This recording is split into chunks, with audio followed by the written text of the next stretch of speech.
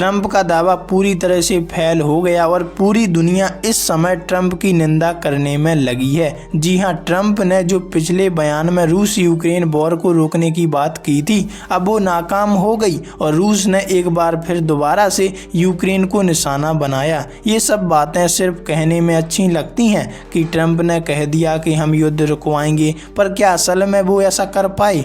नए राष्ट्रपति के तौर पर अपने पद और अपने देश की पावर को दिखाने के लिए, साथ ही दूसरे देश में हमारी डर से शांति का आवागमन हो, इस बात की पुष्टि करने में लगे हैं। तो एक तरफ हम ये भी मान सकते हैं कि ट्रंप यूक्रेन की मजबूरी का फायदा उठाने की फिराक में पहले भी थे और आज भी हैं। पूरे विश्व के देशों ने इस युद्ध को घातक और विनाशक बताया और ये सोचकर लोगों ने इस पर प्रतिक्रिया भी की कि युद्ध जल्द खत्म किया जाए। और इस पक्ष के लीडर ट्रंप पर यह जिम्मेदारी भी आई कि क्यों ना रूस और यूक्रेन युद्ध को रोकने के लिए कहा जाए, पर ट्रंप दोहरी चालें चलते हैं। एक और पुतिन को ये कहने पर मजबूर करती हैं कि अपन बैठकर बात कर लो और युद्ध का मामला ये सॉर्ट आउट करो, पर दूसरी ओर उसी यूक्रेन को सऊदी अरब में बुलाया नहीं जाता जो विपक्षी देश है युद्ध का। ये चाल नहीं और क्या है। वहीं ट्रंप पहले से ही यूक्रेन को ये चेतावनी दे चुके हैं कि तुम हमें खनिज भंडार का एक्सेस दे दो, जो यूक्रेन में रेयर अर्थ मटेरियल के 17 एलिमेंट हैं